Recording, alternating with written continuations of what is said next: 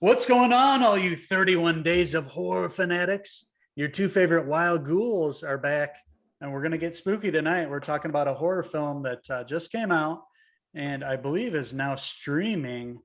I'm On talking Paramount. about on Paramount Plus. I'm talking about Orphan First Kill. That's the story of, that's the glory of love. The first one came out in 2009. I remember watching this on vacation, the first movie, and really loving it. And now we have the prequel that came out 13 years later. We have a young Esther, and we find out her origin story. Her real name is Lena, and she lived in a hospital in Estonia and basically makes her way to the U.S. to be with a family as an orphan. That's right. Esther owns in this movie. She's much older. It's all, 2009 was a long ways away. And that's what you see right away is an older looking Esther. It looks like a 30-year-old woman so it's kind of comical to think that a family could be tricked by it. But we've seen Orphan 1. We're in, Esther, the character Esther. She's able to manipulate people, and she's also obviously a killer, which we learned from the last film. But this goes back, before the story from the first film, and we get to see Esther and kind of where she started and how she was able to, trick the psychiatric facility and, find a family to basically go live with and mooch off of. And they don't know that child, it's an older person impersonating a child. She has this rare condition, her body stops developing, so she's basically a 30-year-old person that looks like a child. And I thought that made sense. I like how they did that too. With a condition like this, and you have an actress who's like 25 playing the kid. I think it really worked out. And I like how they did the camera angles in this to make, when she's walking away, it's actually probably a body double, little kid walking. And then the up close shots, they kind of do the camera angles to make her look shorter next to the parents. I think they really did a great job with that. It was very convincing, and I thought it was a cool premise. But basically, Esther looks up on this website, Missing Children, and they find this girl that looks like her. And she's like, yeah, I'm your daughter. I've been missing in Russia or whatever forever. She has like an accent. So that shows up with this family. The mom is Julia Stiles, which is pretty great seeing her in a film I haven't seen since the 90s.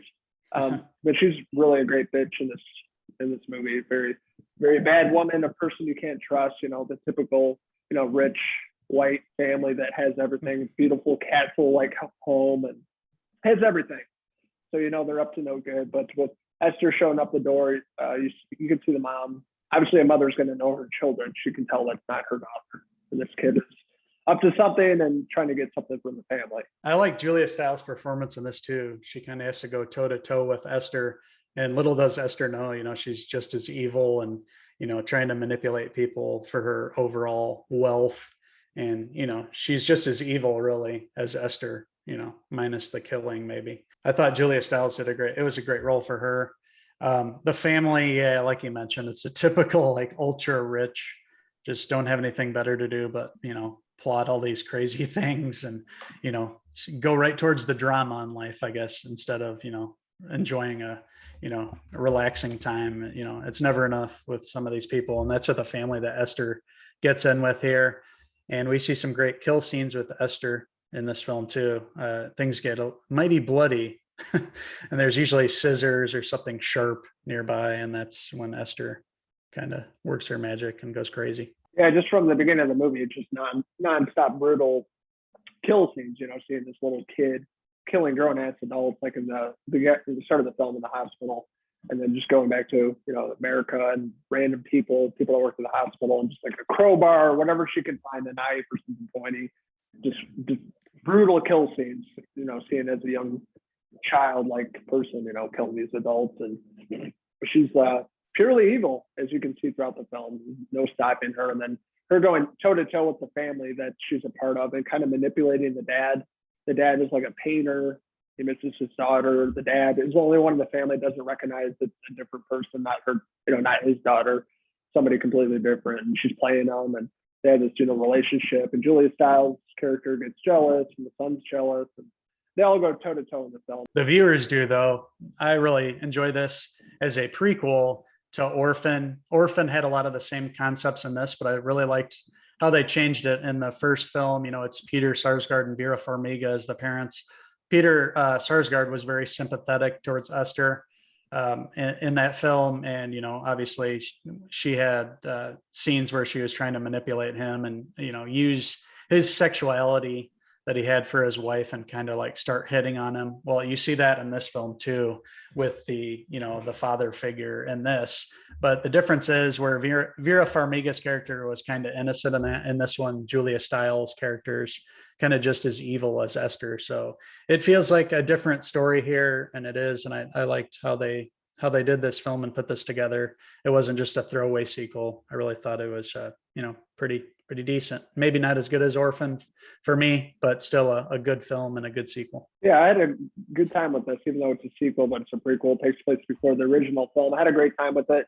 I love seeing that older, you know, Isabel Fuhrman playing Esther. Obviously, she's much older. It's a prequel, but I think they did a good job with that. It's obvious in some parts, others not so much, but right. I think they're clever about the camera work, the way they made her look shorter and younger, and then having, you know, body double walking as like a young kid throughout the movie is really great.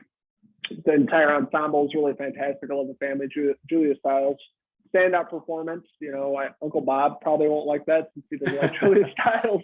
But I thought she did a great job in this movie. She was such an evil person, much like Esther, and they go toe to toe and they're on each other in the film. You're not sure what's going to happen. I thought they played off one another really well in the film. I like the dad and the son really great. Everybody else in the film was also exceptional. And this movie, I was really impressed with. Didn't check out any trailers, went in with fresh eyes, checked it out, and it was pleasantly surprised. It's a good slasher, fun movie, and a great film to watch during the Halloween season. So that being said, I'm going to give Orphan First Kill a 4 out of 5 Esther hair pieces.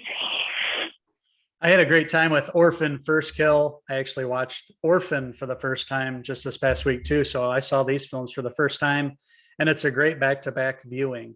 I loved Orphan First Kill. It's a prequel going back before. So you really see what makes Esther tick, and you see how it kind of sets her up for, you know, Orphan, the 2009 film. So it was cool to watch those back to back and see Esther. Obviously, it's a little jarring at first, like you mentioned, to see Esther in Orphan First Kill. She's obviously much older now, the actress.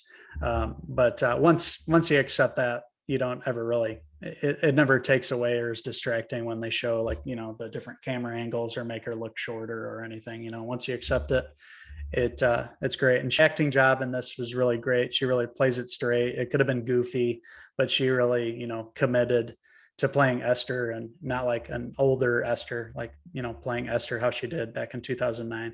I had a great time with this movie. Brutal kill scenes.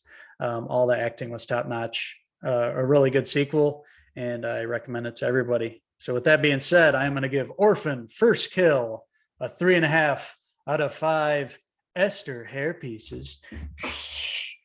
We're interested in hearing from you, Wild Ghouls. What did you like about Orphan First Kill? What didn't you like about it? Have you guys seen the first movie, Orphan? Let us know in the comments below, and don't forget to click subscribe. Also, check out these Wild Rascals on Facebook, Twitter, and Instagram, our website, Cinephellas.com, for the latest, greatest TV movie news and reviews. We're going to be here all month of October for the 31 Days of Horror. And along with the 31 Days of Horror and all our reviews of shows and movies that are coming out, we're also going to have a very special Fellas giveaway, aren't we?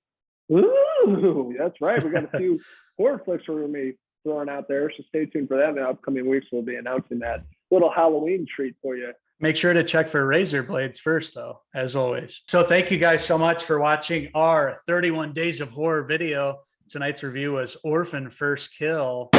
A great time, a great horror film, new horror film that's just came out, and you can watch it now streaming on Paramount Plus. We both recommend it highly to all of you guys. So until the next 31 Days of Horror movie review, I'm Uncle Sven Gooley. I'm Uncle Logan Farmiga. Until the next time, cheers!